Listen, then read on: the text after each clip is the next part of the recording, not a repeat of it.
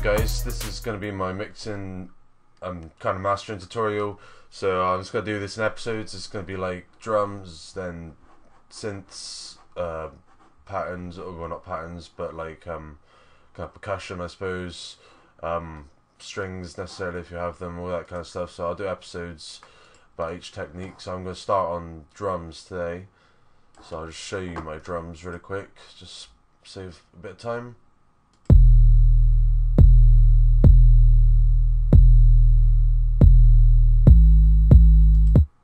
That's just the kick and the 808. I will show you the rest of the drums as well. So I'll just show you these two without the actual mixing on them, just the plain sounds. Which one's is it? That one. That one. So here's the two without effects on them. Doesn't sound that different, but on my speakers it does.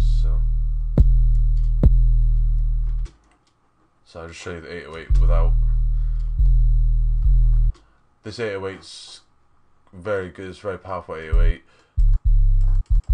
It's been normalized, doesn't make much difference. But what I've done on this one is, you can see the attack here, I've just moved it up a little bit, otherwise it sounds like this. And I think at the beginning of that 808 it has like too much of a hit, because that's where I want my kick to kind of sit. So what I did is I just bring the attack down a little bit so it has that little space. That's where the kick sits. So all I did to this 808, I put a Camel Crusher on it. It's got a subtle master. It's just a preset on this Camel Crusher plugin. As far as I know, this is free. I found it on the website for free, so I'm hoping it's free. Otherwise, I'll probably get sued or something. But this is a good distortion plugin. I've talked about it before. Has all kinds of sounds on it. Not that it works because it's not on. Alright, let me just turn on the effects again. Turn off that.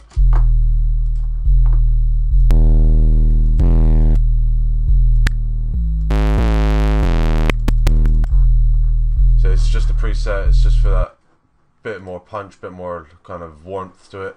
It just makes it a bit more kind of present in the mix. So that's just the Camel Crusher. This is not a necessity, you don't need it. I just kind of added it because I get kind of paranoid that my drums aren't crazy enough. And all I've done on this one, I've just cut off the low end here, because this is kind of the muddy, like not muddy, but like that's too much bass down here. It's just like, it gets a bit weird down this bit, so all I've done, it will start off like this, I think. I don't even know how it's supposed to look. Oh, it's this one, yeah. Yours will look like this pretty much. I think I get. Oh wait, no. That. I don't know, but basically here at the band 1, you just pull this down for the steepness. You just click and drag it. You can pull it up, pull it down. I pull it all the way down, and then on the band type, you do the same. You click and you just drag.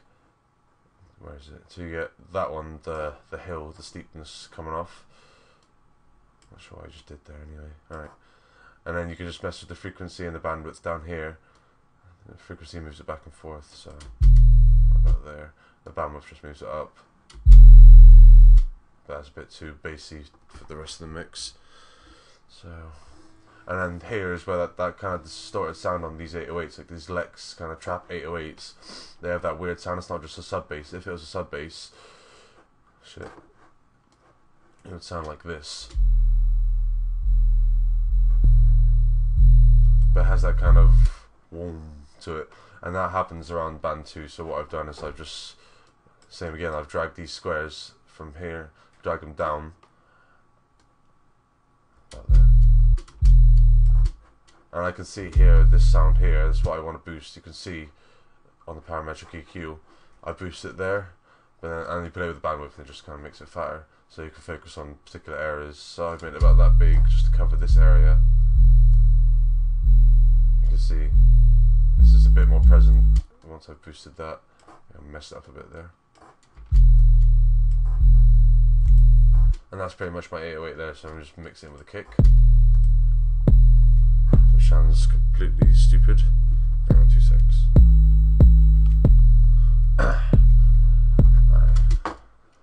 Fuck off. So just put the effects back on.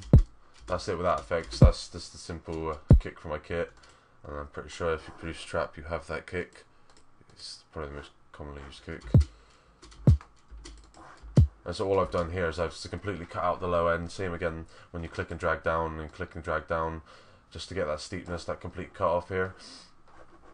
And what I prefer to do when I EQ usually is, instead of adding frequencies, like bringing up, I'll bring every other frequency down apart from the one I want to boost, so you can see everything else is below the line apart from this punchiness around, what, how many hertz is that?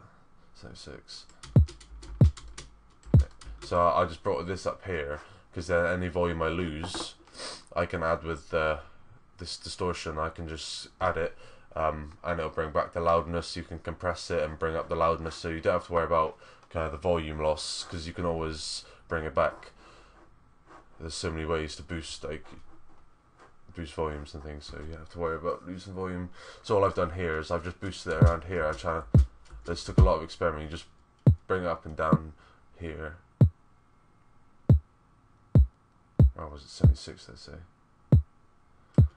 And when actually combined with the 808, it kind of sits in the, it's like, it sits in the 808 and gives it that punch that 808 doesn't have, which is obviously what everyone who produces trap does, is mixes the 808 with a bass kick, whatever. So I've cut out the bass of this so it doesn't mess with the 808. Now I've just got my compression, which isn't that important. I'll just show you the presets I use quickly for this one. All you do is you add the compressor, presets, and then opto master. And actually, did I even use that one? I'm not sure if I used that one in the end. Have a look. Presets.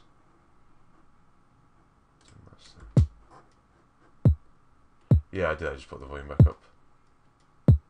Brought the gain, sorry, not the volume. Two different things. Back up to 0. I think I brought 0. Must have been. I don't know. Can't even find 0. Whatever. But yeah, that's what I did. Now I've got this multiband compressor. On here, I just used the preset comp 1.9, just because this confuses me quite a bit. So, and I added the camera crusher. I think the camera crusher comes in here just to boost the volume of the kick a bit.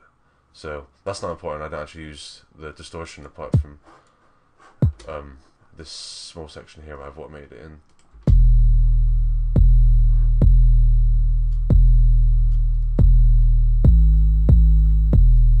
So that is kind of the kick bass. That's the thump of the track. I'll show you my snares really. So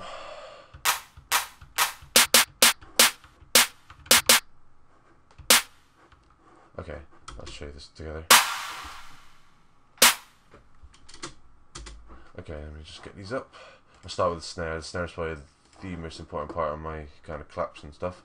So I'll show you by itself without any effects. This is also my kit. It sounds good as it is. It's not a stupid snare or whatever. So let me just get all these back up. You can hear how it got quieter. That's because, see, I've took away all these frequencies. Like I said, I take away more than add. So I've taken away all the frequencies I don't want, and I've boosted the one I do. And if you look, you can kind of see around band 3 here. You can see it. There's that kind of sound. In dubstep, what you do on the snares is you boost around 200 hertz. This kind of, it was 243, but like dubstep snares, you boost around 200 hertz because that's where like the snare presence is, and it really gives you that when you're in a club. That's the kind of frequency that hits you in the chest when you're like stood next to speakers. So what I do is I just boost band 3, and you can see there's some stuff happening. So you can boost it more, but then it just sounds a bit stupid. So I boosted here, give it a punch, especially underneath the clap, it punches. So yeah, it's just a useful technique to keep in mind. I could boost these if I want, but I think it just sounds too crackly. Like if I do that, it sounds just really crackly. So what I do is I layer it with a clap instead. So it doesn't. It's like it's instead of boosting the high frequency, I layer it with a clap, just so it has the same effect really, but it doesn't sound crackly. And horrible. And I just got the same compression. That's just the preset there. I use the presets for a shortcut here. So I've got Op there, Master, it doesn't change. And again, I don't even use, oh yeah I do, it's just off. Alright. Comp 1.9. Turn these on. Again, it doesn't sound much different, it's just compressing it, which you'll only really hear when I play the whole song. And then in this Camel Crusher, it's got this British clean distortion, which it doesn't actually add much distortion unless you really turn it up, and then it sounds pretty crazy. It's just I'm trying to regain that volume I lost in the EQ. So then you can see it's very punchy compared to the old one. It's just got that kind of hit. It's a lot louder. So I'll bring you to the clap. Shit. This is just a simple clap again. Take off the effects. You can hear it's kind of, well, let me play it with the snare as well, so you can hear. You can't really hear it underneath it. That's okay, because the main thing I do, turn on the effects again, turn them off. I'll start with a reverb. I just add a slight reverb. You can see this is the actual decay of the song here. You can see it's almost non-existent. It just adds kind of that little. I'm not even going to pretend I know what word to use here, but now you can hear the difference.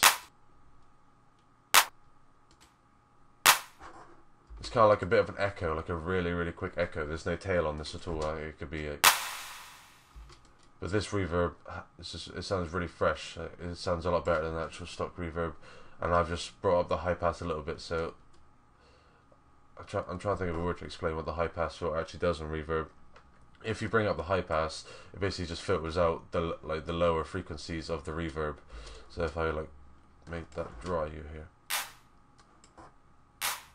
Obviously, this is the clap. You're not gonna be able to hear much, so it's probably stupid that I did it. But I do it on most of my sounds. Just cut out the low end of all the reverb, just in case it messes with something else. This just was better. So next, I use Stereo Shaper. I'm pretty sure. No, I didn't actually do it. So do that anyway. That's just stereo separation. So if you listen to it on headphones like I am right now, you can the clap actually sounds like it's in both ears as opposed to like sort of sitting in the middle. It sounds like it's on both sides because it's been stereo separated. So it gives a bit of a stereo mix, especially like if you listen to it on speakers as well. If you turn like one of them off, it'll like you'll be able to hear the clap on both the speakers.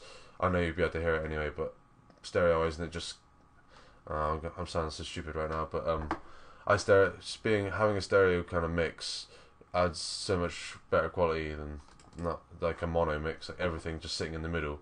It's a lot more exciting to have things happening everywhere all the time. Keeps the ears entertained apart from anything else. So yeah, a stereo separator. What am I doing? Presets. I use a preset here as well. Just mess with it a bit. Stereoize 2. The other ones suck compared to this one. I've been through them all.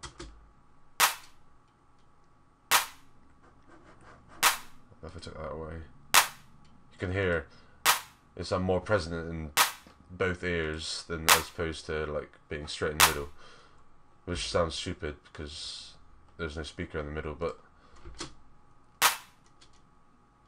it's how I explain it. I think it sounds like it's in the middle. It's like it's in both ears, like all around the mix, as opposed to not being around the mix. Alright, okay, let me just get onto the EQ and stop talking shit. All I've done here, as you can see, just again with the slopes, I've just brought it down on the bands, and then the band type is this slope again. I've just brought it to about here, just to cut out any low end, because again, with 808s and things happening, you don't want it to be messing with it. You don't want any craziness, you know what I mean? So so you just cut out the low end just to avoid any kind of muddiness you might hear later on. So I've got that one, and I've just got this, which I don't usually use, but it's just to keep the pattern a bit more exciting. Let me turn this on as well.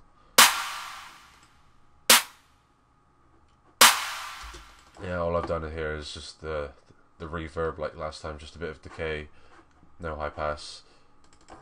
and again with the low cut, so nothing special on that. That was just to add a bit more excitement, a bit of higher frequencies in the mix. So if I just put all these together, turn on my kick so you can just hear all these together. That's the Drake acapella. If you haven't heard this is a good song, by the way.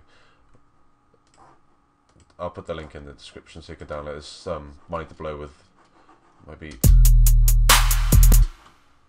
Why are my hi-hats playing? Where are they? Oh, it's because they even master this. So I'll put this on the track. Here you go.